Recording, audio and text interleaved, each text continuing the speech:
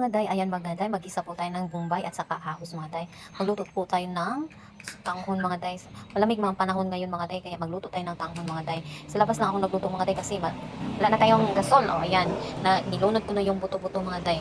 Masarap man yan sa sabaw mga day. Ayan, nilagyan ko na yan ng tuyo. Naparami po yung tuyo ko mga day, pasensya na. Dapat konti lang yung tuyo mga day kasi ano man yan, sabaw pa na tanghon.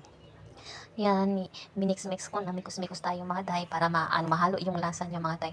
Manuot mga day sa mga day ba? Sa buto. Ayan. Nagantay lang po ako nagbukas lang ako ng magic hindi. Paminta mga day. Lagyan natin ng paminta para lalong sumasarap, lalong sumarap. Hindi na talaga marunong magsalita mga day. Ayan mga day, mix-mix lang mga day para maano yung lasa mga day. Manuot yung lasa. Saka nilagyan ko na rin ng tubig kasi sabaw nga eh. Dapat may tubig. O, takpan natin. O, ayan. Tignan natin mga day kung kumulo na ba.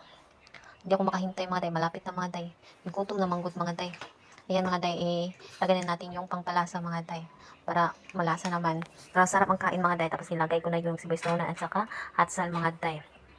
Masarap mga hatsal mga day. Lalo na sa mga sabaw-sabaw mga day. O, sarap talagang humigop ng sabaw mga day. Nagugutom na talaga ako dyan mga day. Tiniis ko lang. Yan, kumulo ng mga day. Tignan na natin mga day. Oh. Yan, kumulo na siya. Ilunod na natin yung tanghon. Sinong mahilig dyan sa tanghon? Ayan, nagluto ng inday ng tanghon. Antayin natin yan maluto mga day. Tsaka iano lang natin yung cabbage mga day. Repolyo lang po ang ilagay ko dyan mga day kasi wala na tayong ibang gulay mga day. Wala pang budget. Oh, ayan, oh, sarap talaga mga day. Matagal lang kung gusto kumain ng tanghon mga day ba. Buti nakabili si sir. Ayan, kumulo na siya. Lunod na natin yung repolyo mga day. Para makakain na mga day. Nagugutom na ang lahat mga day kasi gabi na talaga mga day. Hindi pa nakaluto mga day. Yan oh. Tapos natin yan lutuin mga day. Kain na. Yan. Antay lang natin maluto yan mga day. Malapit na yan mga day. Kunting tiis na lang. Luto na yan. Oh. Sarap talaga mga day. Mga day pa. Sabaw sa malamig kasi mga day. Malamig talagang panahon ngayon mga day. Oh, ayan malapit na mga day. Kakain na naman ng inday. Tataba tayo lalo nito mga day ay. Mahilig talaga akong kumain mga day. Pasensyahan nyo na mga day.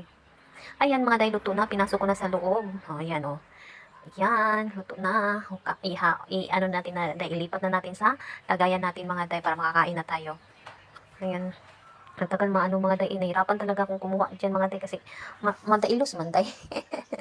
O, tignan nyo mga day. O, sarap yan o. Sabaw pa lang, ulam na. Yan, higop-higop na naman ang inday. Nagpatulong na ako mga day kasi nahirapan man ako mga day ba ako tapos nakahawak yung kamay ko sa cellphone. Ayan oh. Luto na siya mga day. Kain na mga day. Simple lang tong ulam namin mga day pero masarap mga day. Ayan oh. Wala talagang ibang nilagay diyan mga day. Iyan lang. Sarap talaga yan mga day. Oh. Malapit na tayong kakain. Gutom na talaga mga day ay. Ayan. Malapit na siyang malapit ako mapuno ba. Matagal makuha mga day. Hindi man yan magamitan ng pang-ipit mga day. Buto ay malikot yung ko. Ayan o. Tagal talaga mahulog man mga day. Yan. Malapit na akong mainis dyan mga day. Nainis na talaga akong yan mga day. Hindi ko alam paano yung matagal kaya nagkuha ako ulit ng ibang sandok mga day kaya hindi maano yung sabaw. Hindi makuha yung sabaw niya. Ayan, sa wakas nakuha na rin lahat. Ayan na. Kakain na tayo. Paborito, may sabaw na